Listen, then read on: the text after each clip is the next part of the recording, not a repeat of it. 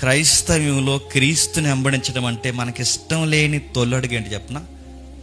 మన ఎనిమీస్ని లవ్ చేయాలి. రెండోది, వాళ్ళ కొరకు ప్రేయర్ చేయాలి. మనం ప్రార్థన ఎవరి కోసం చేస్తాం?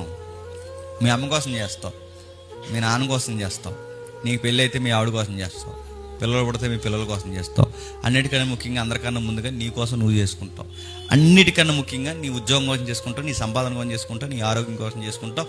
పెద్ద సువార్త మీద తిరుగుతున్నావు అన్నట్టు నీ రాకపోకలు అన్నీ దేవుడు కాచి కాపాడాలని ఆ రాకపోకల కొరకు ప్రార్థన చేసుకుంటాం. కానీ మనం ఎప్పుడు కూడా ప్రార్థనలు ఎవరిని జ్ఞాపకం చేసుకొని చెప్పండి? శత్రువుని. ఏమని ప్రార్థన చేయాలట? వాళ్ళని దీవించండి ప్రభా అని ప్రార్థన చేయాలట. మాకు ఏ అవసరతలు ఉన్నావో వారికి కూడా అవసరతలు ఉన్నాయి ప్రభా, అవసరతలు తీర్చు. మేము ఏవైతే కోరుకుంటున్నామో వాళ్ళకు కూడా అవే కోరికలు ఉన్నాయి, అవి కూడా తీర్చు. మమ్మల్ని ఎలాగైతే దీవించాలని మా ప్రార్థనలో మేము కోరుకుంటున్నామో వాళ్ళ ప్రార్థనలకి వాళ్ళకు కూడా జవాబు దయచేసి వాళ్ళని కూడా ఆశీర్వదించు.